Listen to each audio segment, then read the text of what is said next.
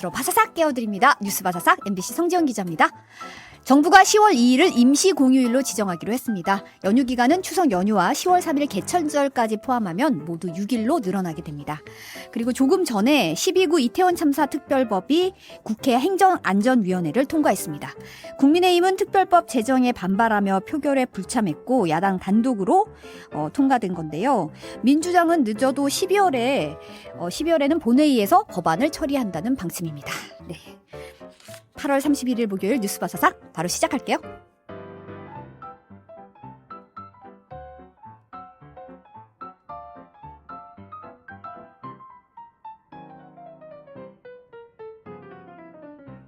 나른한 점심시간을 핫한 뉴스로 채워드립니다. 평일 낮 12시 30분 성지영의 뉴스 바사삭. 좋아요와 많은 댓글 부탁드리고요. MBC 라디오 시사 채널 구독도 잊지 마세요.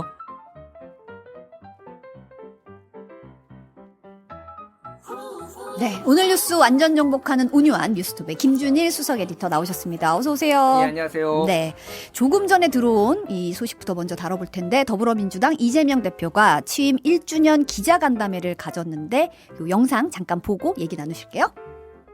윤석열 정권은 헌정 질서와 민주주의를 파괴하고 국민을 향해 전쟁을 선포했습니다. 국민 여러분께 말씀드립니다. 오늘 이 순간부터 국민의 한 사람으로서 무능폭력 정권을 향해 국민 항쟁을 시작하겠습니다. 민주주의 파괴에 맞서 국민과 함께 민주주의를 회복하겠습니다. 그 맨 앞에 서겠습니다. 사, 즉 생의 각오로 민주주의 파괴를 막아내겠습니다. 마지막 수단으로 오늘부터 무기한 단식을 시작합니다. 윤석열 정권에 요구합니다. 첫째, 대통령은 민생 파괴, 민주주의 훼손에 대해 국민께 사죄하고 국정 방향을 국민 중심으로 바꾸십시오. 둘째, 일본 핵 오염수 투기에 대해서 반대 입장을 천명하고 국제해양법재판소에 제소하십시오. 셋째, 전면적인 국정 쇄신과 개각을 단행하십시오. 네, 이 이재명 대표 취임 1주년이 사실 월요일이었고 이제 워크숍이랑 이런 일정 때문에 오늘 취임 1주년 이제 기자간담회를 가진 건데 이 자리에서 이제 무기한 단식을 선언했어요. 좀 센 게 나왔죠. 네. 그러니까 사실 그때 1주년 때 왜 기자회견 안 하냐, 뭐 할 말이 없는 거 아니냐, 뭐 이런 뭐 비판이나 뭐 여론도 있었는데 이제 잡았어요. 그러니까 며칠 뒤에 이제 잡고 오늘 한다라고 이제 날이 나온 겁니다. 네. 그래서 이제 뭐 방금 들으셨지만은 민주주의 파괴를 사직생의 각오로 막아내겠다, 무기한 단식을 시작한다라고 얘기를 했거든요. 네. 그래서 이제 이재명 대표는 윤석열 정권의 권력 사유와 그리고 국정농단, 민생 포기, 언론 탄압, 국민 편가르기에 대한민국이 무너지고 있다 이렇게 얘기를 했습니다. 그리고 네. 뭐 이제 문제가 되는 것들은 일본 오염수 방류, 홍범도 장군 흉상 철거 이전, 그리고 최상병 순직 사건, 네. 서울 양평고속도로 종점안 변경 등 최근에 이제 발생한 논란들 이런 것들을 이제 쭉 사례로 들었습니다. 네. 그래서 이제 이거에 대해서는 뭐 여러 가지 좀 평가들이 나오는데 이제 역대 이제 우리가 기억하는 야당 지도자들이 단식을 참 많이 했어요. 과거에는. 네. 예를 들면은 1983년에는 김영삼 총재가 23일간 맞아요. 이제 언론의 자유, 뭐 이제 구속된 사람들 석방 뭐 이런 걸로 해서 상당히 오랫동안 했고, 김대중 총재도 1990년에 지방자치 도입을 이제 공약을 실현하라 그러면서 노태우 정부를 향해서 13일간 단식을 했거든요. 네. 그러니까 이게 지금 전체적으로 보면은 좀 강한 야당 지도자 의 어떤 모습을 좀 보여주기 위해서 이제 단식을 좀 어떻게 보면은 좀 이례적이죠. 그러니까 갑자기 이렇게 하는 게 그런 것들을 조금 좀 부각시키려는 거 아니냐 이런 분석들이 나오고 있습니다. 국민의힘이 이제 순천에서 현장 최고위원회 열었던데 국민의힘 반응은 좀 어때요?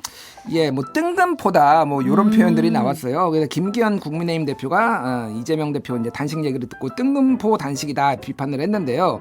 지금 정기국회 개회를 앞두고 지금 민생 챙겨야 되는데 웬 뜬금포 단식인지 모르겠다 이렇게 얘기를 했습니다. 그리고 제1야당 거대 야당을 이끌고 있으면서 직무를 유기하겠다는 것과 다름없다. 그리고 이 대표가 불체포 특권을 포기하면 되는데 왜 자꾸 민생 발목을 잡는지 답답하다 이런 얘기도 했습니다. 그리고 국회 상임위 도중에 이제 가상화폐 거래하고 이런 거 가지고 이제 김남국 의원 제명안이 올라갔는데 예. 국회 윤리소위에서 부결이 됐습니다. 그렇죠. 네. 그러니까 자문위에서는 제명을 권고했고 네. 이거를 이제 소위에서 검토를 해서 만약에 이대로 올라가면은 이제 본회의에서 표결로 제명 여부를 이제 가리는 건데 그 소위가 한번 연기가 됐었잖아요. 맞아요. 지난번에 네. 김남국 의원이 차기 총선 불출마 선언을 하겠다라고 하면서 연기가 돼서 이제 어제 열린 거죠. 그래서 네. 결과는 3대3 동수가 나와서 이제 부결이 됐습니다. 이제 한 표라도 더 나와야지 이제 가결이 되는 건데 네. 그래서 지금 이게 이제 뭐 여당 야당 3명씩 들어가 있거든요. 그래서 뭐 이제 이게 6명인데 무기명 투표고 예. 이제 3대3이 나왔으니 예. 그런데 이제 송기현 의원이나 여기에 이제 민주당 쪽에서 나와가지고 이게 형 좀 과하다. 제명은 다른 사례와 비교했을 때 과하다라는 걸 설명하고 또 하나는 불출마를 선언한 것도 참고했다라고 얘기를 했으니 사실상 민주당 3명이 다 부결표를 던졌다라고 얘기한 거나 다름없다. 뭐 이런 얘기들이 나오고 있어요. 네. 그래서 일단은 이제 한번 부결된 안건은 다시 심의할 수가 없습니다. 뭐 일사부재의 원칙이 있죠. 그래서 이거를 제명안에 다룰 수는 없고 그러면 그거보다 더 낮은 징계안인 30일 출석 정지안을 논의를 할 수 있는데 지금 국회에 지금 계류돼 있는 징계안이 47건이에요. 47건. 47건이요? 예. 이제 사실 양당이 그냥 뭐만 있으면은 또 막 올리고 그러니까 뭐 사안의 경중은 다 다르겠지만은 네. 그럼 이게 이제 다시 논의될 수가 있겠느냐. 사실상 이제 국회의원 임기가 내년 4월까지니까 한 뭐 8개월 남았나요? 8개월 그러네요. 정도 남았죠. 네. 그러니까 이 안에 아마 열리지 못할 가능성도 있다. 뭐 이런 얘기들도 나오고 그럼 있습니다. 그냥 그래서 이대로 임기를 가는 거다. 뭐 그럴 가능성도 있는 거죠. 뭐 의도했든 의도하지 않았든. 그래서 이제 민주당에 대해 그러니까 이런 결과에 대해서 국민의힘은 김남국 차라리 복당시켜라. 무소속인데 왜 이렇게 감싸고 있느냐 얘기를 했고 홍석준 국민의힘 의원도 페이스북에서 민주당 윤리위원 전원이 부결표를 던진 것으로 보인다 얘기를 했고요. 이번 건은 내로남불로 민주당의 자살골이 될 것이다 이렇게 얘기를 했습니다. 정우택 국회 부의장도 국민에 대한 배신이자 기본윤리 파산 선언, 민주당이 국회를 장악하고 있는 한 어떠한 징계도 불가능하다라고 이제 얘기를 했습니다. 그래서 뭐 전체적으로 보면은 좀 비판을 피할 수는 없을 것 같아요. 어쨌든 이게 상당히 이게 이제 제명까지 가는 게 맞느냐 논란은 있었지만은 상당히 이게 중하게 이제 국회의원 본연의 업무를 안 하고 이렇게 좀 거래를 했다라는 게 이미 네. 다 밝혀졌잖아요. 네. 그러니까 이 부분에 있어서는 좀 방탄이다 뭐 이런 논란을 피할 수는 없을 것 같은데 그럼에도 불구하고 이런 결정을 내렸다라는 것에 대해서 당내에서도 그러니까 네. 친명과 비명 간에 좀 강한 이견이 나오고 있는데 뭐 김종민 의원 같은 경우에는 이거는 사실상 이재명 지도부가 결정한 것 아니냐 이런 취지의 얘기도 하고 정성호 의원은 문제가 있지만은 제명까지는 과했다 뭐 이런 얘기도 있고 그래서 민주당에서도 좀 시끌시끌한 상황입니다. 불출마 선언한 게 굉장히 영향을 미친 그때 불출마 선언을 SNS에 올리면서 이게 연기가 되면서 이거 좀 안 되는 거 아니야? 이런 얘기가 나왔었는데 결국은 그렇게 됐네요. 불출마 선언을 상당히 좀 그냥 정상 참작을 했다고 봐야 되나요? 그러니까 민주당의 이제 윤리 소위 위원들은 그렇게 본 것 같아요. 그런데 이제 논리적으로 그냥 보면은 불출마 선언은 불출마 선언이고 이 앞에 잘못한 거는 잘못한 거잖아요. 그렇죠. 그러니까 예를 들면은 경찰이나 검찰이 독직 사건이 일어나가지고 이제 내부에서 징계를 하려고 하는데 저 이제 그만두겠습니다 하면은 징계를 안 하냐고요. 그러니까 징계는 징계대로 하는 거고 뭐 그거의 거치 문제는 또 다른 별도의 문제잖아요. 사실은 그러니까 그렇죠. 이거를 이제 온정주의가 좀 남았다 당내에서도 뭐 이런 비판들이 있는데 그럼 뭐 민주당의 선택이니 뭐 이거 뭐 이제 그거의 후과도 감당을 해야 되는 그런 상황인 것 같습니다. 네. 그리고 이제 국방부 검찰단이 이제 박정훈 전 해병대 수사단장에 대해서 사전 구속영장을 청구했어요. 예. 이제 검찰 조사를 군 검찰단 조사를 이제 2차례 이제 거부를 했습니다. 그래서 네. 중립적인 기관에서 수사를 해야 된다라고 이제 얘기를 했는데 네. 그래서 증거 인멸할 우려가 있다라는 게 이제 사전 구속영장 청구의 사유가 됐어요. 네. 그래서 지난 10일이라고 28일에 국방부 검찰단에 이제 조사를 거부한 바가 있습니다. 28일에는 이제 진술서로 가름을 한 거죠. 예, 네. 예, 그렇습니다. 그래서 그때 당시에도 이제 당일에 28일에 구속영장 청구 가능성도 이제 거론이 됐어요. 네. 어쨌든 지금 이제 사전 구속영장이 청구돼서 이게 이제 굉장히 좀 시끌시끌하죠 지금. 예. 이제 구속영장 청구한 게 이제 증거인멸 가능성이라든지 조사 거부하고 또 그다음에 이제 뭐 일방적인 주장을 얘기하고 있다. 뭐 이런 거에 이제 이유 근거로 들었더라고요. 뭐 보니까. 다른 건 모르겠는데 일방적인 주장을 얘기하는 거는 원래 다 일방적이에요. 그럼 그렇죠. 이제. 누구나 일방적으로 얘기를 해가지고 그거를 이제 판사 앞에 가가지고 만약에 이제 기소가 되거나 이제 소송이 서로 걸리면은 그런 건데 저는 그거는 잘 이해가 안 되고 그러니까 이미 약간 이 군건 검찰이 아니라 그 다른 수사기관에서 받겠다라는 본인의 주장이 중립성에 문제가 생길 수 있다. 왜냐하면 수뇌부가 개입을 한 문제고 그렇죠. 그러니까 그런 주장이 저는 합리적이라고 보이는데 어쨌든 검찰에서는 이제 세게 좀 드라이브를 걸었다 이렇게 좀 봐야 될 것 같습니다. 네. 그리고 이제 고 최상병 사건 수사에 이제 대통령실이 개입했다는 의혹과 관련해서 이제 박정훈 전 수사단장의 육성 증언이 공개됐는데요. 어제 뉴스데스크 영상 한번 보고 얘기 나누겠습니다. 외압 의혹이 갈수록 커지고 있는 가운데 박정훈 대령의 육성 증언이 공개됐습니다. 지난달 31일 오후 김계한 해병대 사령관을 만난 박정훈 대령. 갑자기 사건 이첩을 보류하라는 지시를 받은 두 사람은 영문을 몰라 어리둥절했다고 합니다. 이제 사령관님도 갑자기 뻥 쪘잖아요. 그러면 안테나를 여기저기 올려봤나봐. 그래서 청와대에 있는 군사보좌관하고도 통화를 한번 했고. 군사보좌관은 안보실 국방비서관을 뜻한다는 게 박 대령 변호인의 설명입니다. 이어 김계한 사령관은 VIP, 즉 대통령 이야기를 꺼냅니다. 31일 날 오전 한 11시경에 VIP 주관으로 회의를 하는데 군사보좌관이 이래저래 얘기하니까 바로 뭐 표현에 따르면 군 관련해서 화를 이것보다 더 낸 적이 없다. 가장 경로했다면서 바로 국방부 장관 연락해야 되는 막 꽝꽝꽝꽝 했다고 하길래 VIP란 말에 깜짝 놀란 박 대령이 VIP가 맞는지 재차 확인합니다. 정확히 물어 사령관 그 VIP가 얘기한 거 맞냐 고개를 끄덕끄덕 하시더라고요. 이어지는 대화에서 박 대령은 왜 사단장을 그렇게 하려고 하는 것이냐고 물었고 김계한 사령관은 아무래도 옆에서 사전에 입력을 한 것 같다. 그러니까 대통령이 생각했다가 바로 보고하니까 바로 국방장관한테 이렇게 된 것 같다고 답합니다. 사전에 내용을 알고 있던 윤 대통령이 자신의 생각과 다른 처리 결과에 화를 낸 것으로 김계한 사령관이 설명했다는 겁니다.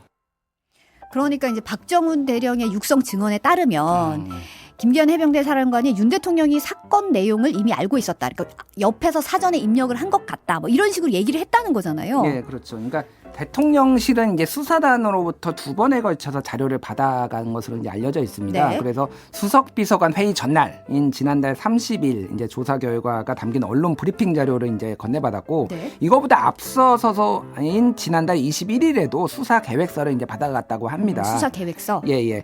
그래서 이제 수사 계획서에는 수사 대상이 몇 명인지 또 뭐 수사 현황 그리고 지휘 활동 여부를 확인하겠다. 뭐 수사 중점 사항, 예정 사항 등이 이제 담겨 있으니까 네. 대체적으로 이제 어디까지를 이를테면은 과실치사로 볼지 뭐 이런 계획들이 어느 정도는 윤곽이 있었다 이제 이렇게 알려져 있어요. 네. 그러니까 이제 어쨌든 대통령실이 어디까지 이 보고서 계획서나 뭐 이 보고서 누가까지 봤는지는 모르겠으나 일단은 가져가가지고 누군가는 봤다. 근데 여기에서는 이제 대통령까지 그걸 알고 있었다. 뭐 이렇게 이제 좀 얘기가 나오는 것으로 좀 봐야 될 것 같아요. 예. 근데 어제 국회에서 현안 질의에서 운영위가 열렸는데 대통령실이 윤석열 대통령이 수사 결과 보고도 받지 않았고 이제 예. 지시 있었다는 의혹 자체를 부인했잖아요. 예. 그러니까 어제 이제 국방장관은 해외 일정을 이유로 국회에 안 나왔고요. 네. 대통령실 참모들이 나와가지고 이제 관련 보고와 네. 관련해서 부인을 했어요. 네. 그래서 이제 조태용 안보실장 같은 경우에도 그러면 여기에서 이 사건에 대해서 대통령께 보고를 했습니까? 이런 질문에 대해서 그런 사실 없습니다. 라고 얘기를 했고 대통령 지시와 관련해서는 모르는 일이라고 얘기를 했습니다. 근데 이제 뭐 이미 MBC에서도 보도를 했고 사단장까지 처벌하면은 대한민국에서 누가 사단장을 할 수 있겠냐 이렇게 대통령에 경로했다. 뭐 이런 얘기들이 이제 많이 나왔잖아요. 네. 그러니까 그 부분에 있어서도 지금 뭐 이제 사실이 아니다. 뭐 있지 않았다. 뭐 이렇게 지금 전체적으로 얘기가 나오고 있는 상황인 것 같습니다. 보니까 뭐 언론에서 저도 봤다. 뭐 이런 대답이 나왔더라고요. 예, 예. 이제 이관섭 국정기획 수석인가요? 예, 네. 거기에서 이제 언론에서 봤다라고 얘기를 하는데 언론에서는 저도 봅니다. 그러니까 아니 안에 계시면은 상황을 파악해가지고 이게 사실이다 아니다 명확하게 밝혀야지. 아니 저는 국회에 나와서 예, 대답을 하면 이런 자리에 계신 분이라면 사실관계에 대해서 얘기를 해야 되는데 언론에서 봤다라고 하니까 이게 남의 나라에 남의 집 얘기하는 듯이 하시더라고요. 이게 한덕수 총리가 예전에 좀 자주 얘기하셨잖아요. 신문에서 봤다라고 해서 실제로는 신문에 나지 않은 사건도 그 헬기 꼬리 파손 사건도 신문에서 봤다라고 얘기해가지고 해가지고 논란이 됐는데 네. 신문 총리 뭐 이런 얘기도 있었는데 약간 전체적으로 내각이나 대통령실이 닮아가는 거 아니냐 뭐 이렇게 얘기도 나오고 있습니다. 네. 이제 영장실질심사가 내일로 잡혀 있죠. 그렇죠. 이제 구속 갈림길에 섰는데 박 전 단장 측의 김정민 변호사는 내일 오전 구속 전 피의자 신문이 군사법원에서 열릴 예정이라고 이제 밝혔습니다. 네. 그래서 이제 혐의는 아까 얘기했듯이 뭐 이첩 보류를 지시를 어겼다라는 건데 일각에서는 이제 이 얘기도 많이 나오고 있어요. 이게 그러니까 윤석열 정부의 어떤 정당성을 훼손하는 사건이다. 뭐 이런 얘기 나오고 있는데 이제 윤석열 검사 윤석열이 가장 떴을 때가 2013년에 이제 국정원 댓글 사건과 관련해서 그때 팀장이었는데 이제 윗선에서 압력이 있었잖아요. 이제 그렇죠. 원세훈 이제 국정원장은 빼라. 뭐 아니면 혐의를 다른 거 적용해다. 그러니까 본인이 강하게 반발을 하고 의기롭게 본인 주장으로 이제 좌천됐다 이렇게 얘기를 한 건데 네. 그러니까 이게 내로남불이라는 거죠. 그럼 여기 똑같이 박정원 대령도 심지어는 엄정하게 수사하다라고 대통령이 지시까지 내렸는데 이 결과를 내보니까 갑자기 경로해가지고 밑에 질책을 하고 막 뒤집고 그러면은 그때 검사 윤석열과 지금 대통령은 다른 사람이냐. 그래서 이게 장기적으로 굉장히 정권에 좀 많이 부담이 되고 어떤 정권의 정통성, 정당성에 좀 훼손이 있지 않을까 이런 분석들도 나오고 있습니다. 그리고 다음은 후쿠시마 원전 오염수를 어제도 저희가 잠깐 속보로 전해드리긴 했는데 오염 처리수로 바꿔서 불러야 한다는 주장이 이제 국민의힘에서 나왔어요. 처음엔 예. 이제 공식화 얘기했다가 그 다음에는 뭐 공식까지는 아니고 뭐 이런 식으로 약간 한 발 물러나긴 했는데 어제 한덕수 국무총리도 검토해 보겠다라는 걸 공개적으로 밝혔잖아요. 예. 그러니까 이게 3달 전쯤에 이제 성일종 의원이나 이렇게 뭐 이제 우리 바다 지키기 TF 네. 거기에 관련된 의원들이 이제 처리수다라고 얘기를 했는데 정부에서 당시에는 이제 그렇게 얘기를 처리수라고 공식 용어로 쓰진 않겠다라고 얘기를 한 건데 조금 입장이 변했다 이렇게 보면 될 것 같고 네. 어제 이제 국회에서 수산물 소비 활성화를 위한 협약식이 열렸는데 여기에 수협 회장이 왔습니다. 네. 그래서 오염수란 표현을 더는 쓰지 않겠다라고 얘기를 했고요. 그리고 여당에서 이제 국민의힘에서 오염수나 핵 폐수는 정치 공세를 위한 용어다라고 해서 변경 필요성을 또 얘기를 했습니다. 네. 그리고 한덕수 총리도 정확하게 얘기하면은 과학적으로 처리된 오염수입니다. 이렇게 얘기를 했어요. 네. 그래서 이거를 당장 바꾸겠다라는 건 아니고 검토를 하겠다라는 건데 전체적인 기준을 보면 어쨌든 오염 처리수 아니면 처리수 이쪽으로 좀 방향이 잡히는 거 아니냐라고 이제 보면 될 것 같습니다. 예. 네. 그리고 어제 국회 예결위에서는 이제 택시 요금 가지고 이제 한덕수 총리 답변이 화제가 좀 됐는데 잠깐 영상 보고 오겠습니다. 혹시 택시비도 올랐는데 얼마인지 아세요? 기본 요금. 기본 요금을 말씀하시는 네, 겁니까? 네. 글쎄요, 한 1,000원쯤 되지 않았나요? 1,000원쯤 되지 않았나요 하니까 이제 약간 답변 모든 의원들이 약간 네. 예. 아, 저는 택시 요금이 막 미터기가 이렇게 타닥타닥 올라갈 때마다 심장이 쫄깃쫄깃한데 택시 탄 지 너무 오래되셨나 봐요. 그러게요. 예전에 뭐 정몽준 의원이 뭐 버스 요금 70원이었나요? 아, 그렇죠. 70원. 예, 뭐 그런 얘기를 해가지고 좀 모른다. 재벌이라서 모르는 거 아니냐 이렇게 얘기를 했는데 사실 저도 택시 기본 요금이 4,800원인 거 잘 몰랐습니다. 근데 대충 감이라는 게 있잖아요. 그러니까 1,000원은 아니죠. 네. 1,000원은 아니죠. 네. 이게 1,000원인 거를 찾아보니까 이게 지금 80년대 얘기더라고요, 이게. 80년대. 예, 예. 그래서 아니 이게 이렇게 오래 거슬러 올라갈 일인가? 잠깐 이 생각이 듭니다. 그래서 전체적으로 보면은 조금 이게 뭐라고 했는지 뭐 디테일까지 다 알 수는 없죠. 사실 총리나 뭐 이런 분들이. 그런데 너무 지금 어떤 거에 사람들이 민감하고 물가 때문에 고통을 받고 네. 있는지 이런 것들을 좀 현안에 파악하고 있지 못하는 것 아니냐? 뭐 이런 얘기들이 나오고 있습니다. 예. 한덕수 총리가 이제 뒤늦게 이제 다시 이제 해명에 나서기는 인상분을 자기가 착각한 거다라고 해명을 하기는 했지만 네 이제 기본 요금 말씀하시는 겁니까라고 다시 확인을 했었기 때문에 예. 약간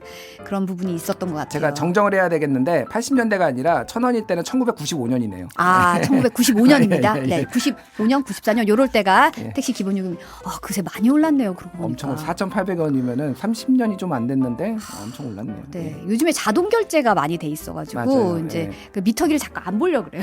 아 그렇죠. 외면하고 예. 싶습니다. 네. 톡으로 뜨죠 이렇게 얼마 네, 결제됐습니다. 얼마 결제됐다는 예. 네 이런 심정이고 이제 택시를 안 타려고 좀 노력을 하는 편이긴 하죠. 사실 너무 많이 올라가지고. 네. 그리고 요거 하나만 더 보면 북한이 어젯밤에 동해상으로 탄도미사일 2발 발사했습니다. 예, 합동참모본부가 북한의 탄도미사일을 포착한 거는 어젯밤 11시 40분쯤이라고 합니다. 그래서 10여 분간 평양 순안 일대에서 단거리 탄도미사일 2발을 발사했고 모두 360여 킬로미터를 비행한 뒤에 동해상에 떨어진 것으로 지금 확인이 됐습니다. 네. 그래서 지난달 24일에 이제 동해상으로 단거리 탄도미사일 2발을 쐈으니까 네. 한 달 한 37일 만이고요. 그러네요. 한 달 정도 됐다 이렇게 보시면 될 것 같고요. 북한은 한미 연합 연습에 대응하는 전군 지휘 훈련이었다라고 얘기를 하고 있습니다. 그래서 이제 한미 연합 훈련에 대해서 상당히 이게 계속 반발을 해왔는데 이거에 대한 무력 도발이다 이렇게 보면 될 것 같고 이게 어느 정도냐면은 남한의 지휘 거점을 초토화하는 가상 전술핵 타격 훈련을 실시했다라고 얘기를 했어요. 네. 그러니까 이게 충남 계룡대 부근을 콕 이렇게 찍는 모습 이런 사진을 북한이 공개를 했거든요. 네. 근데 김정은 위원장이 이제 직접 이렇게 나왔어요. 네. 사진에. 그러니까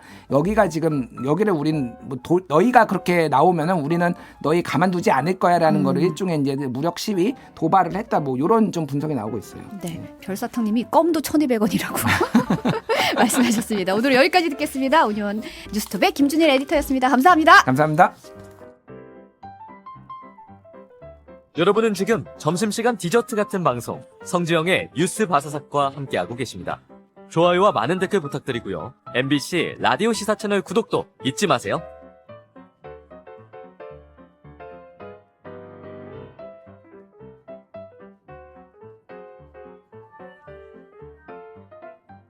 오늘은 키워드로 알아보는 한 주의 이슈 키워드 바사삭 코너입니다. 키워드 장인 MBC의 염규현 기자 나오셨습니다. 어서 오세요. 안녕하세요. 네. 지금 다들 택시비 얘기를 계속하고 네. 계세요. 김재현님은 총리가 1,000원이면 1,000원만 냅시다. 이러고 근데 사실은 저도 얼마 전에 광역버스 타고 좀 깜짝 놀라긴 했거든요. 너무 비싸졌죠. 2,300원? 후반 아니요 더 올랐던 거. 10월에 3,000원 된다는 얘기를 제가 들었었는데 이게 잘 안 타다 보면은 이제 좀 헷갈릴 수는 있다. 근데 너무 그게 격차가 커서 아마 그랬던 게 아닌가 싶습니다. 예. 네, 끝날 때까지 끝난 게 아니다님이 택시 타고 가는데 신호등에서 너무 오래 지치돼 있으면 네. 요금 올라가는데 안절부절 한다고. 저도 그래서 요새 택시를 잘 안 타요. 네. 예, 그냥 차라리 대리비가 더 싼 경우도 있더라고요. 그럴 왕복으로 수 생각해보면. 있죠. 그래가 네. 왜냐면 다음날 아침에도 새벽에 나와야 되니까 차를 두고 가면 네, 또 뭐 그런 이러저러해. 네. 네. 여기 택시 요금을 둘러싼 오늘 여러 이거 하러 나온 게 아닌데. 제가. 아 그러네요. 오늘은 어떤 이슈를 가지고 오셨나요? 네, 오늘은 사실 뭐 최근에 정치권뿐 아니라 시민사회계까지 뜨겁게 달구고 있는 이슈인데요. 네. 바로 육군 사관학교에 설치된 홍범도 장군 흉상 이전 논란 가지고 왔습니다. 네, 논란이 계속되고 네. 있는데 우리 튀기모님들도 네. 이제 홍범도 장군에 대해서 공부하게 됐다. 뭐 이런 댓글도 남겨주시고 했어요. 네. 오늘 키워드 바사삭을 보시면 자, 이 부분 싹 정리할 수 있는 거죠. 근데 뭐 저희가 좀 많이 아시는 분들은 중복되는 얘기 나올 수도 있지만 그래도 한번 쫙 A부터 Z까지 한번 훑어본다 생각하시고 한번 정리를 해보면 좋을 것 같은데요. 네. 일단 기본 구조는 되게 단순합니다. 독립운동 영웅이 과거 공산당 이력이 있다며 이걸 문제 삼아 흉상을 이전하겠다. 여기서부터 출발한 겁니다. 네. 그러니까 역사적 사실과 또 과거 보도 등이 있거든요. 이런 네. 것들 보면서 오늘 이 문제 좀 더 자세히 짚어볼게요. 네. 그럼 주제 하나씩 살펴볼까요? 첫 번째 키워드는요? 네, 첫 번째 키워드는 봉오동 전투입니다. 봉오동 전투. 이게 독립군 부대가 일본 정규군 대패시킨 좀 맞습니다. 우리 국민이라면 좀 짜릿하게 생각하는 그런 전투인데 네. 봉오동 전투의 연군이 바로 홍범도 장군이잖아요. 네, 마침 그제죠. 화요일이 경술국치일이었어요. 네, 맞습니다. 정확히는 1910년 8월 29일이었는데요. 이때 이제 900년대 초반부터 이제 우리나라 외교권 박탈하고 경찰권 박탈하고 이제 일본이 하나둘 이제 조선의 대한제국이죠. 국가 네. 기능을 무너뜨렸던 일본이 1910년에 완전 병합을 추진하는데 이게 바로 1910년입니다. 그러니까 이제 대한제국, 조선 왕조가 완전히 끝나는 순간이죠. 네, 그렇게 시작된 일본 제국주의 식민 지배는 아시다시피 36년 동안 이어지는데요. 네. 그리고 1919년에 우리 독립운동사에서 역사적인 사건이 일어나죠. 네, 1919년 네. 3.1 운동 일어나게 되죠. 맞습니다. 3.1운동을 통해서 전국적인 만세운동이 일어나게 되고요. 이를 계기로 이제 만주 지역에서 조선 독립군들의 무장투쟁도 더욱 활발하게 벌어지는데요. 네. 이게 이제 다 연관이 돼 있습니다. 1910년에 이제 홍범도 장군이 이제 만주로 가고요. 그 경술국치가 네. 있었던 19년에 이제 조선 독립군 결성이 되고 이런 흐름이 이어지다가 네. 일본 입장에서는 이제 3.1운동 이후에 위협을 느끼니까 이제 독립군 토벌에 나서는 게 바로 그 이듬해인 1920년입니다. 그러니까 당시 독립군들이 아무래도 이제 내부에서는 국내에서는 활동하기 좀 그렇죠. 힘드니까 주로 중국 등지에서 활동을 했던 거죠. 네, 그래서 그 전쟁이 중국 지린성 봉오동에서 독립군과 맞붙는데요. 그게 바로 그 유명한 봉오동 전투입니다. 네. 당시 일본 정규군과 맞섰고요. 우리 독립군이 대승을 거두게 됩니다. 대한민국 임시정부 자료를 보면 일본군이 157명 전사한 반면에 우리 군은 4명만 전사했거든요. 정말 네. 대승이었습니다. 예. 이게 지금 요즘에 클립이 다시 막 많은 분들이 보시더라고요. 네. 이게 사실 영화로도 개봉을 했었잖아요. 네, 영화 개봉 당시에 소개도 저희가 했었거든요. 네. MBC 뉴스에서 잠깐 영화 내용 짧게 보고 가시죠. 네. 여기 마지막 조정이야. 뺏기면 전부 끝이야. 항일 독립투쟁의 최전선이었던 1920년 만주. 독립군 해철과 장하는 일본군을 죽음의 골짜기로 불리던 봉오동 일대로 유인하라는 명령을 받게 됩니다. 신분도 직업도 서로 다른 독립군. 일본군에 비해 모든 것이 열세지만 조국 독립을 바라며 목숨을 건 전투에 뛰어듭니다. 어제 농사 짓던 인물이 오늘은 독립군이 될 수 있다! 이 말이야! 봉오동 전투는 독립군이 일본 정규군과 맞서 처음으로 승리를 거둔 봉오동 전투를 스크린에 옮겼습니다. 홍범도 장군이 이끄는 연합부대가 일본군 제19사단의 부대를 격파해 수백 명의 사상을 냈다는 역사적 기록에 영화적 상상력을 더했습니다. 영화는 독립군 지도부가 아니라 이름 없이 싸웠던 부대원들에 집중했습니다. 나라를 지키기 위해서는 정말 저희가 느꼈던 것보다 몇백 배는 더 많은 희생이 있었겠구나라는. 마지막 조선이다. 뺏기면 전부 끝이야. 이 네. 대사가 굉장히 기억이 나는데 네. 박인규님이 지린성에서 지리는 전투였다라고 댓글을 남겨주셨어요. 네. 그러니까 사실 독립군은 좀 연합부대고 어떻게 보면은 이제 무기라든지 환경이 엄청나게 열악한 상황인데도 그렇죠. 우리가 압승을 거둔 거잖아요. 그러니까 일본군은 상당히 자존심이 음. 구겨졌겠죠. 네. 바로 이 패배 이후에 일본군이 도저히 안 되겠다. 공세 수위를 더 높입니다. 그래서 아예 독립군 대토벌 작전에 나서게 되는데요. 네. 그러면서 이제 같은 해죠. 이제 3.1운동 이듬해 1920년 10월이 되면 만주 간도 지역에서 또 한 번 독립군과 일본군 사이에 교전이 벌어지게 되는데요. 이게 그 유명한 청산리 전투입니다. 청산리 전투. 네. 청산리 대첩이라고도 많이 불리죠. 네. 청산리 전투는 김좌진 장군이 워낙 유명한데요. 네. 바로 이 봉오동 전투와 청산리 전투에 모두 등장하는 인물이 바로 홍범도 장군입니다. 장군님이시네요, 진짜. 그렇죠. 네. 홍범도 장군은 만주 대한독립군 총사령관이었는데요. 원래는 그 함경도 지역의 유명한 포수 출신으로 알려져 있습니다. 네. 거기다가 의병에 투신해서 독립군을 이끌었고요. 역대 독립군이 올린 최대의 승전 기록을 갖고 있는 인물입니다. 네. 그런데 그 이후의 삶은 좀 녹록치는 않았습니다. 네. 이렇게 보니까 그 이후에는 이제 그 당시에 모스크바로 넘어가는 건가요? 맞습니다. 그래서 그 1922년에 이제 극동 민족 대회 참석하기 위해 소련에 입국하게 되는데요. 네. 그 지금 화면에 입국 서류 사진을 잠깐 보여주실 수 있을까요? 예, 이게 네. 이제 이때 작성한 입국 서류를 보면은 저기 이제 세 번째 줄인가요? 이제 직업란에 농사 이렇게 돼 있죠. 농사 이렇게 돼 있고. 네 번째 란에 네. 그리고 세 번째 란에 보면 이제 의병이라고 직업이 자신의 의병. 네. 직업은 의병. 그리고 입국 목적이 빨간색으로 표시된 부분입니다. 네. 고려 독립이라고 돼 있는 부분을 보실 수가 있고요. 네. 자필로 적은 네. 거고 이게 이제 홍 장군 유해 봉환 당시에 화제가 된 문건인데 최근에 다시 좀 이제 논란 속에 다시 한번 공유가 되는 것 같고요. 네. 신흥무관학교의 기틀을 닦았던 이제 독립운동가 이회영 선생의 손자죠. 이종걸 전 의원이 최근 인터뷰에서 이 광복되기 전에 돌아가신 분이고 저렇게 이제 독립만을 생각했던 분인데 당시에는 이제 일본에 저항하기 위해서 이런 도움을 받기 위해서 이제 소련에도 도움을 요청했던 건데 그런 것들을 항일운동의 일환으로 봐야지 또 다른 쪽으로 보면 안 되지 않겠냐 뭐 이런 견해를 내기도 했습니다. 네. 근데 이제 이후에 홍범도 장군이 소련에 의해서 강제 이주를 당하잖아요. 네, 사실은 이제 1931년에 만주사변이 일어나게 되고요. 일본이 본격적인 극동 지역 침략에 나서게 되면서 이제 그 뒤에 또 중일 전쟁도 있었고요. 소련 입장에서는 이제 일본이 위협이 되잖아요. 점점 자기 쪽으로 이제 침탈에 들어오니까 네. 그러니까 이 한국인들의 스파이 활동을 의심합니다. 사실 우리야 당시 이제 독립운동하고 일제 제국주의지만 일본이 외부에서 볼 때는 일본이 지금 다 식민 지배를 하는 상황이 벌써 20년이 지난 상황이기 때문에 네. 조선인이나 일본이 구분이 잘 안 됐던 거고 어쨌든 혹시나 그 독립군을 가장한 스파이 활동을 하는 거 아닌가 생각할 수도 있겠죠. 그래서 소련 정부는 극동 지역에서 한인 강제 추방을 결정하고요. 네. 그래서 한인들이 중앙아시아 지역으로 뿔뿔이 흩어지고 강제 이주를 당하는데 이때 홍 장군도 함께 추방이 됩니다. 카자흐스탄 쪽으로 가게 돼요. 카자흐스탄 네. 말년에 상당히 쓸쓸한 삶을 보낸 걸로 알려져 있죠. 네. 이주 후에는 이제 병원 경비로 일하면서 이제 거기에 있던 고려인들이 운영하는 고려 극장 관계자들이 이제 수위라고 하죠. 수위 자리를 좀 주면서 일종의 뭐 연금처럼 이제 좀 노후를 보장해 드리기도 했었는데요. 결국 그래도 이 직업란에 썼던 이 고려 조선 독립은 보지 못하고 1943년 타지에서 이제 영면에 드는데요. 네. 홍범도 장군의 생애를 간단히 정리한 뉴스데스크 리포트 잠깐 보고 가겠습니다. 네. 180cm가 넘는 장신에 무장투쟁을 상징하는 총을 늘 지니고 다녔던 홍범도 장군. 평민 출신인 그는 함경도에서 명포수로 이름을 날리다 1907년부터 의병 활동에 투신했고 일제 추격을 따돌리는 활약 덕에 나르는 홍범도라는 노래까지 만들어져 구전되기도 했습니다. 홍대장이 가는 길에는 이열이 명랑한데 왜 적군대 가는 길에는 비가 내린다.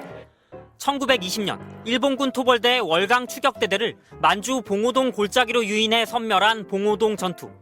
전사자 수 일본군 157명, 독립군 4명으로 압도적 승리였습니다. 우리 독립전쟁사에서 첫 승리로 남겨진 이 봉오동 전투의 한가운데에도 독립군 연대장 홍범도 장군이 있었습니다. 넉 달 뒤 1920년 10월 김좌진 장군이 이끈 청산리 대첩에도 함께 참전해 대승에 기여했습니다.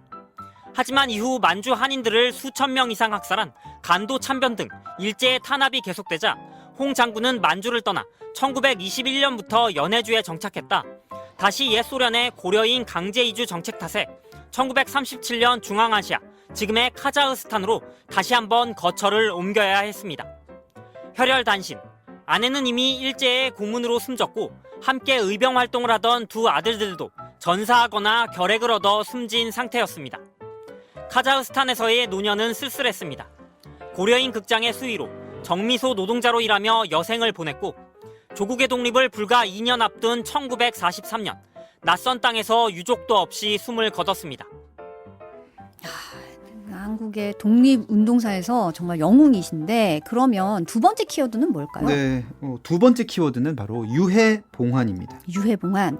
이제 광복은 1945년에 이루어졌는데 그렇죠. 이제 고인의 유해가 거의 최근 돼서야 국내로 봉환이 됐어요. 네, 사실은 아까도 이제 리포트도 보셨고 어느 정도 업적이 있는지도 이제 알잖아요. 사실 여기에 이견은 없습니다. 독립운동에 혁혁한 공을 세웠다는데 이견은 없는데 그렇다 보니까 박정희 정부 시절인 1962년에 우리 정부는 이미 홍범도 장군에 대해 건국 훈장을 추서했었고요. 네.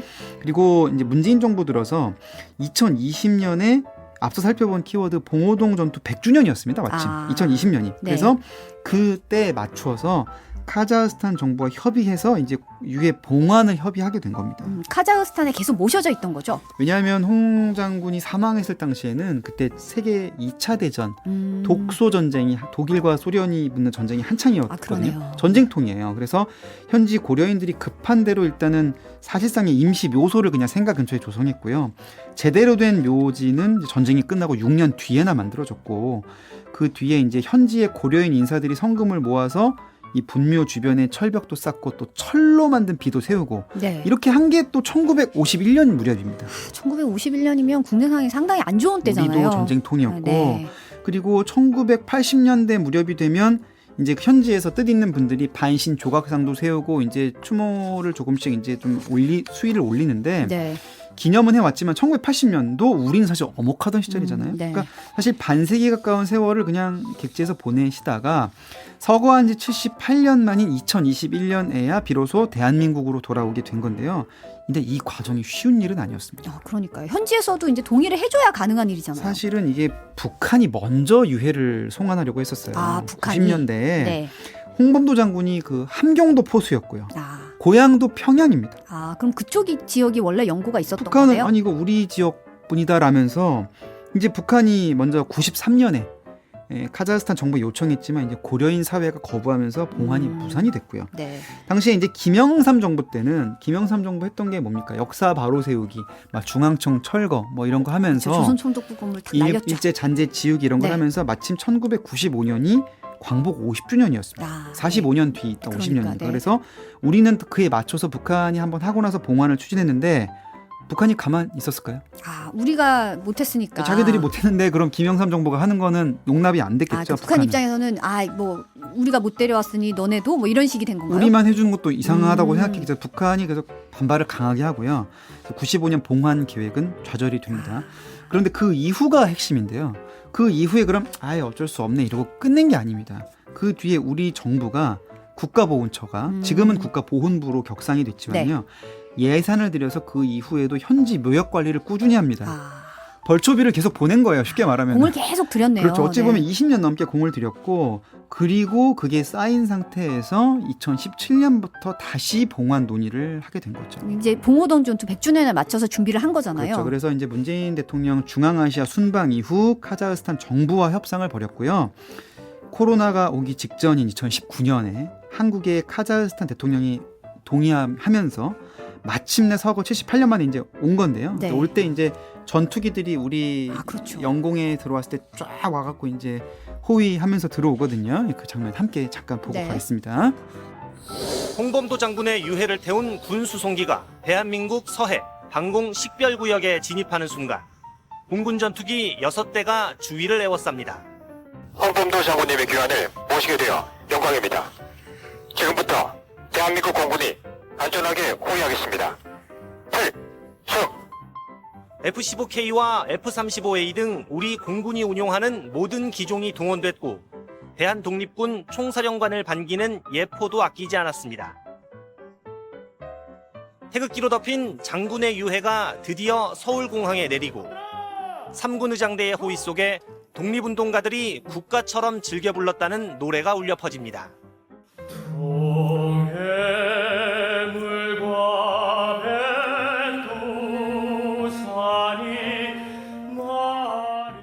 이영만리 카자흐스탄에서 눈을 감은 지 78년. 죽어서야 해방된 조국을 처음 밟은 장군의 너무 늦은 귀환에 군 통수권자는 고개를 숙였고 97의 광복군 후배는 떨리는 손으로 인사를 올렸습니다. 문재인 대통령은 대전 현충원으로 향하는 길까지 홍범도 장군을 직접 배웅했습니다. 홍범도 장군님께 대하여 그래! 장군의 유해가 임시 안치된 대전 현충원엔 종일 추모의 발길이 이어졌습니다. 다시 돌아오신 우리 홍범도 장군 여기서 정말 평안하게 해방된 조국에서 평안하게 영면하시기를 간절히 기도해 봅니다. 정부는 내일 네. 카자흐스탄 대통령 궁수렁님이 이 당시 감동했다. 라테르님이 음. 저때 정말 뭉클했는데 네. 여풍이다님이 호위하는 저 모습 잊을 수 없습니다. 네네. 했는데 이제 정말 우여곡절 끝에 오시게 된 거잖아요. 맞아요. 근데 이렇게 한 분 한 분 모시는 게 또 현지랑 협의도 있어야 되고 절차도 필요하고 네. 광복 이후에 144분의 독립운동가 유해가 국내로 돌아왔거든요. 네. 이 중에 이제 홍범도 장군도 추가가 됐던 거고요. 네. 홍 장군은 대전 현충원에 안장이 되셨는데요. 정부는 건국 훈장 중 최고 등급인 대한민국장 추서를 했습니다. 네. 저 당시에. 그리고 유해를 봉환하기 전에 이제 우리가 이제 카자흐스탄 정부에 어쨌든 이 말을 해서 이제 유해 봉환 추진하던 그 무렵인 2018년에는 최근 논란이 되고 있는 바로 그 문제의 흉상을 육군 사관학교에 설치합니다. 네. 그 모습도 짧게 보고 가겠습니다. 네. 살인막이 거치자 항일 무장투쟁을 이끈 독립군의 영웅들이 나타납니다. 청산리 대첩의 주역 김좌진, 홍범도, 이범석 장군과 광복군 초대 사령관 지청천 장군, 신흥무관학교 초대 교장 이회영 선생 등 5명입니다. 육군사관학교가 의병, 독립군, 광복군의 정신을 이어받고자 하는 뜻이 있었기 때문에 이와 같은 흉상을 건립하였던 것입니다. 흉상은 국군 장병들이 사용한 실탄의 탄피 300kg을 녹여 만들었습니다. 사관 생도들은 독립군 군가를 합창하며 자주독립 정신의 계승을 다짐했습니다.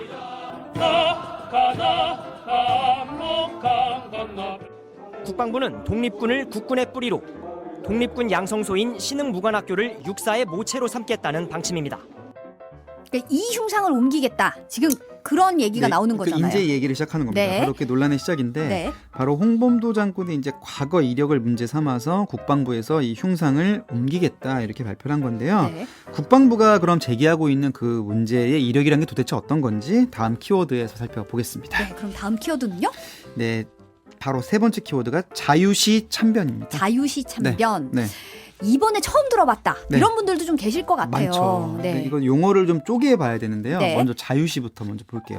자유시. 러시아에는 이제 알렉세예프스크라는 도시가 있습니다. 네, 발음하기도 알렉세예프스크. 예, 네. 발음도 힘들어요. 네. 근데 이게 러시아 혁명을 거치면서 이름이 스보보드니로 바뀝니다. 스보보드니. 네. 그거 다 러시아인 거잖아요. 네, 이름이 힘들죠. 네. 근데 우리도 지금도 힘들잖아요. 스보보드니. 근데 네. 이걸 번역해 보면 자유로운 이런 뜻이 있고 또 자유 이런 뜻이 있습니다. 아, 스보보드니 예. 자체가 자유로운 자유. 그렇죠. 그러니까 당시에 이제 조선인들이 이 도시를 자유시 이렇게 부른 거예요. 그러니까 스보보드니 너무 아, 우리 힘드니까. 지금도 힘들잖아요. 그쵸. 우리도 힘든데 똑같았겠죠. 그래서 예를 들어서 미국의 샌프란시스코다 그러면은 힘들잖아 발음하기가. 그러니까 그냥 프란치스코 성인시 뭐 이런 식으로 그냥 부른 거죠. 네. 샌이 이제 세인트니까 네. 이렇게 번역해서 불렀던 거죠. 그게 자유신 거죠.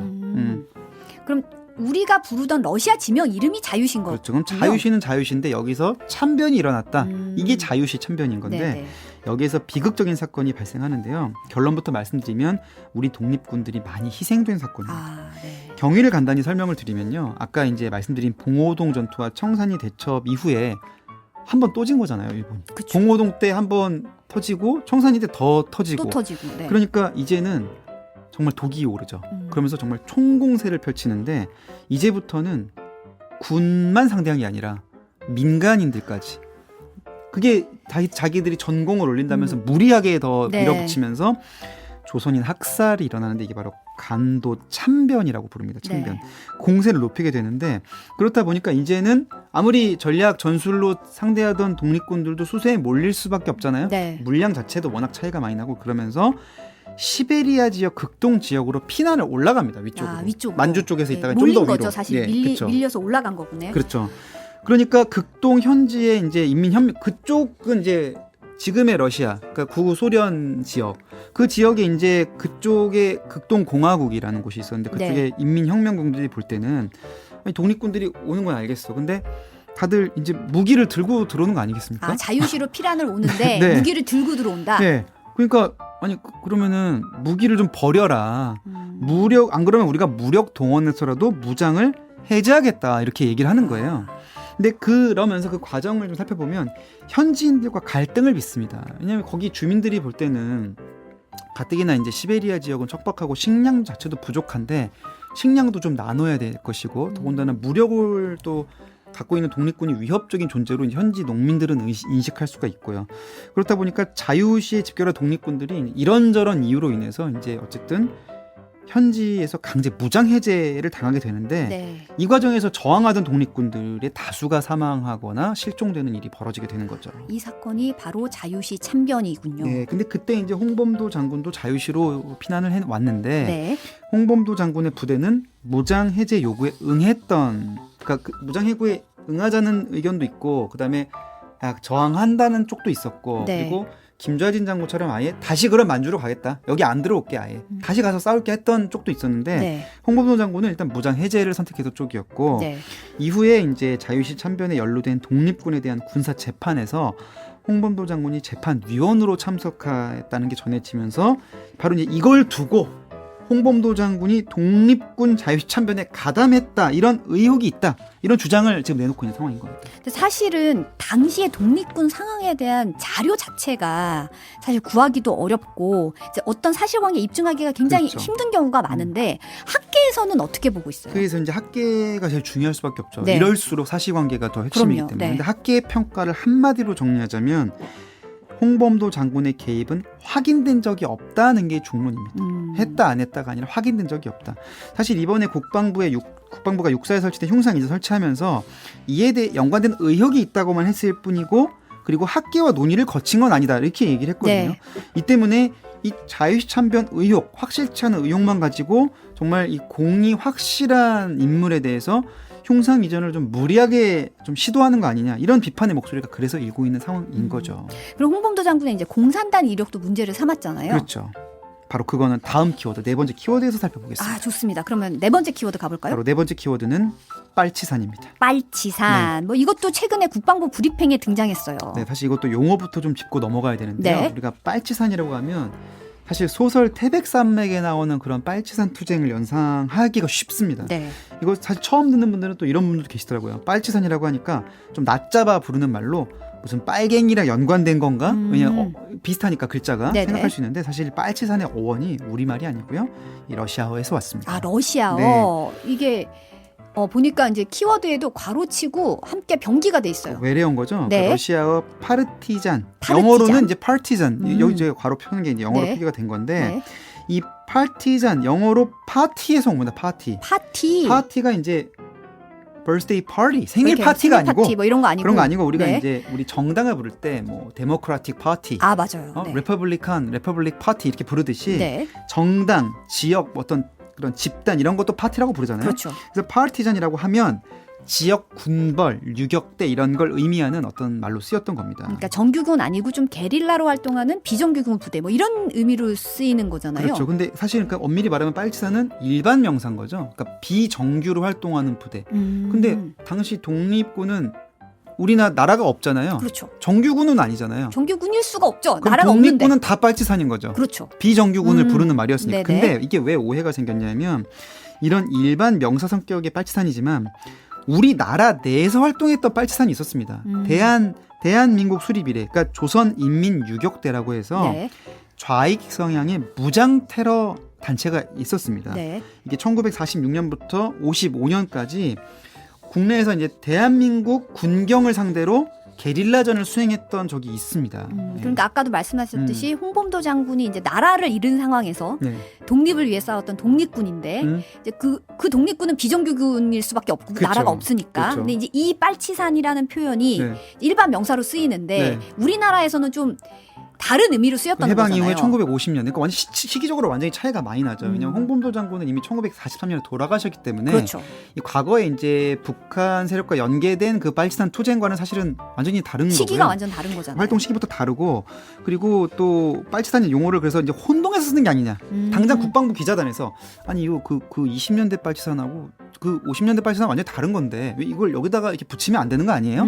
이런 질문이 실제로 나온 거거든요. 그래서 논란이 일었는데 실제로 대변인이 이거를 이제 답변하면서 좀 이렇게 답변을 제대로 사실 못했습니다. 그래서 그 모습 이미 여러 번 보신 분도 계시겠지만 짧게 그 빨치산 부분만 잠깐 보고 가겠습니다.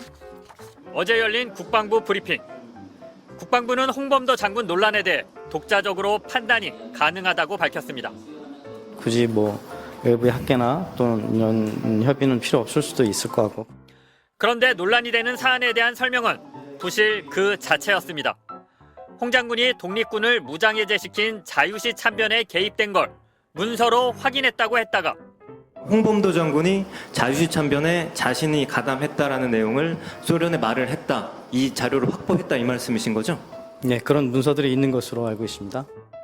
학계에서조차 확인된 게 없다며 기자들이 다시 질문하자 이번엔 실수였다며 말을 돌렸습니다.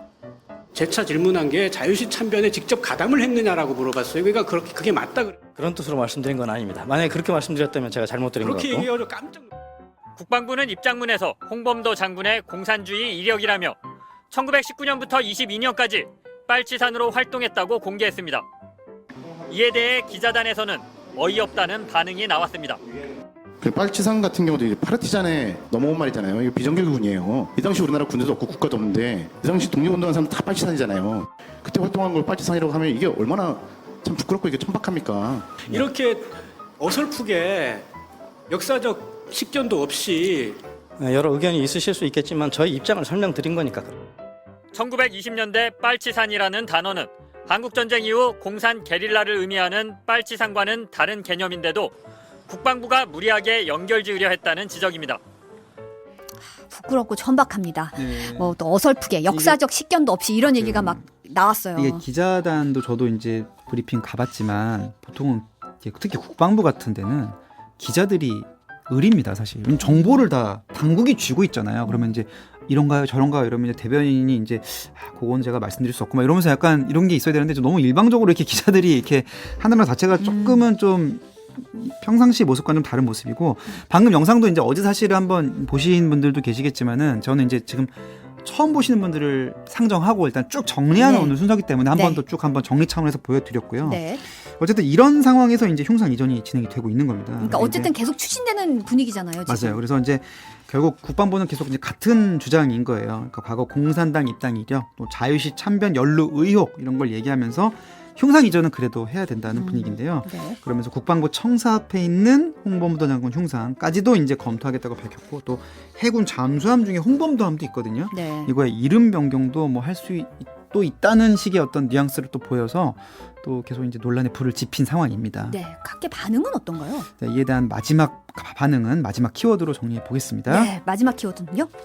부관 참시 논란입니다. 부관 참시 네. 논란. 이게 부관 참시라면 이제 예전에 조선시대 때 쓰였던 용어잖아요. 맞아요. 이미 사망했지만 죄가 밝혀졌을 때 망자에게 극형을 내리던 걸 의미합니다. 뭐 한명회 이런 사람들이 대표적으로 이제 부관 참시를 당했던 적이 있는데 네. 이 야당에서는 이걸 부관 참시로 규정한 겁니다. 독립 영웅에 대한 부관 참시다 강하게 비판을 했고요. 독립운동 단체들도 이건 역사를 지우려는 시도다. 독립운동 역사를 지우려는 시도다라는 비판적인 입장 내놓고 있는데, 같은 얘기입니다. 앞서 홍 장군이 공산당 관련 이력이 있다고 해도 1920년대면 사실 레닌의 그 공산당이었거든요. 근데 그 이후에 이제 김일성에게 전쟁을 사주했던 건 스탈린의 공산당인데, 시기적으로 완전히 다른 상황에서 더구나 대한민국 수립 이전, 정부 수립 이전이 43년에 숨진 독립운동 인사를 상대로 하는 건 너무 지나치다, 이런 입장을 보이고 있죠. 여당 내부에서도 이런 의견이 나오고 있어요. 사실 여권 내부에서도 좀 지나치다는 의견 나오고 있는데요. 홍준표 대구시장은 홍범도 장군이 6.25 전쟁을 일으킨 북한군 출신도 아니고 또 6.25에 가담한 중국 공산당 출신도 아닌데 이 항일 독립 영웅까지 공산주의 망령을 씌워 퇴출시키려 한다. 이렇게 이게 이제 홍준표 시장 얘기입니다. 네. 이렇게 비판에 힘을 보탰고요.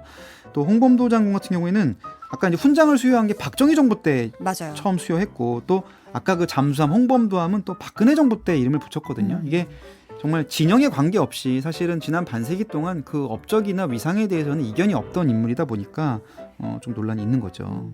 보수 정권에서도 이미 독립 유공자다 이렇게 인정한 상황이잖아요. 게다가 아까 제가 유해봉안 누가 추진했습니까? 1995년에 김영삼 정부가 시작한 거예요. 네. 그러니까 또 그 이후에도 사실은 이제 계속 정부가 예산을 쓰면서 수십 년간 관리해 온 그런 또 상황인데, 역대 어느 정부에서도 일단 이런 논란은 없었기 때문에 지금 불거지면서 좀 일이 점점 커지는 모습 좀 보이고 있습니다.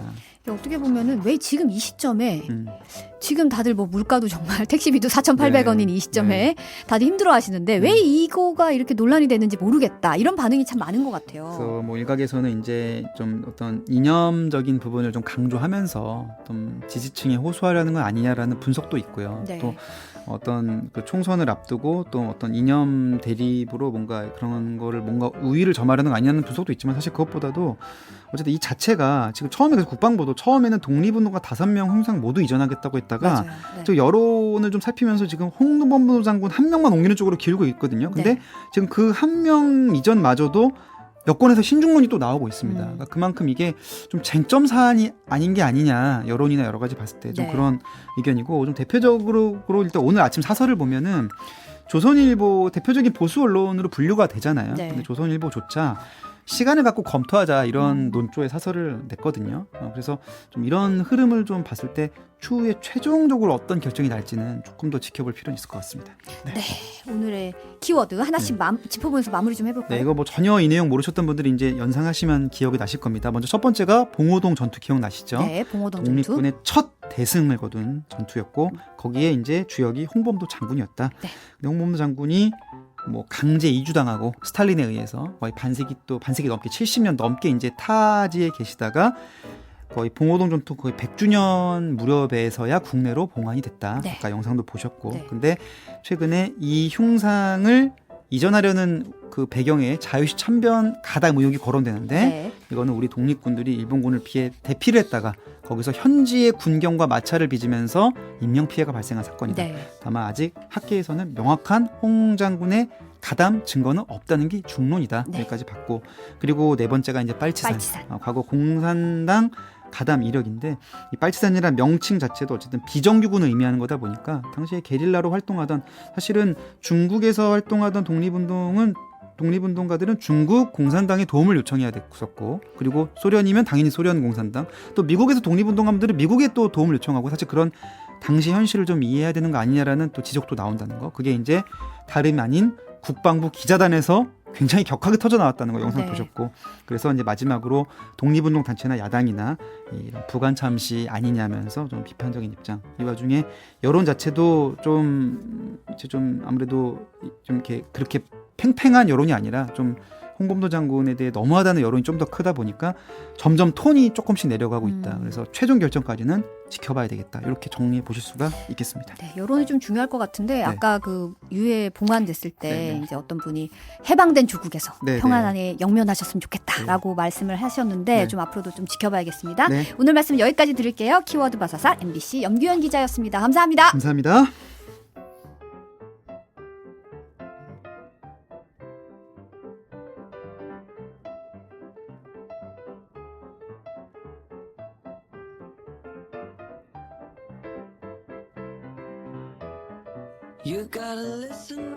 네, 8월 31일 목요일 오늘이 8월의 마지막 날이네요. 오늘 하루 잘 보내시고요. 오늘도 함께 해주셔서 감사합니다. 저는 내일도 낮 12시 30분에 찾아뵐게요. 감사합니다.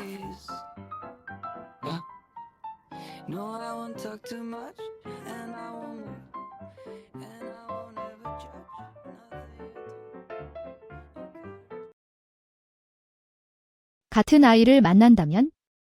부자, 사치스럽고 고귀한 머리를 숙이고 그 소녀를 자세히 살펴보십시오. 저 여자 정말 나쁜 아이예요? 질문, 씨는 고개를 끄덕이고 숨이 막혔습니다. 말했다. 알았어. 기억할게. 나는 평생 기억할 것입니다. 확성기가 시작되어 승객들에게 비행기에 탑승하도록 촉구했습니다. 나는 손을 흔들었다. 나는 가야만 했다. 그런 다음 그는 몇 걸음을 쫓아갔습니다. 평화라는 단어. 나중에 무엇을 하고 싶나요? 이번에 나는 그에게 이렇게 대답했습니다. 나는 연구를 하고 싶습니다. 앞으로는 과학적인 연구에 집중하고 싶습니다. 하나님은 나에게 똑똑한 두뇌를 주셨다. 내 삶을 재건할 또 다른 기회를 주세요. 이번 생에서 나는 더 이상 돈에 얽매이지 않을 것이다. 그런 다음 이 두뇌가 완전한 가치를 발휘하도록 하십시오. 그녀는 향수에 젖어 웃었다. 나는 항상 다른 사람들을 놀라게 한다. 나는 반드시 성공할 것이다. 나는 자신있게 입술을 오므리고 웃었다. 물론이다. 전생에는 가시덤불이 피어났고 눈사태도 내가 앞으로 나아가는 것을 막을 수 없었습니다. 이번 생에서 나는 더 멀리 나아가고 더 높은 점수를 얻을 것입니다. 저는 추탄호어입니다. 나는 어디에 던져져도 결국엔 밝게 빛날 것이다. 안녕하세요. 끝났습니다. 2026년이 되기 전에 저를 팔로우하는 것을 잊지 마세요. 제가 폐허에 있는 해바라기라는 이름의 이야기 목록을 가지고 있다는 것을 알게 될 것입니다. 오늘 인생에서 가장 흥미진진한 것들을 모아서 이 목록을 다시 작성하기 시작할 것입니다. 새로운 이야기도 있고 오래된 이야기도 있습니다. 운이 좋다면 이 책은 계속해서 제가 가장 좋아하는 이야기 모음집이 될 것입니다. 그렇지 않다면 괜찮습니다. 클라우드 2.0을 사용하겠습니다. 저는 반항적인 오디오 아티스트이기 때문입니다.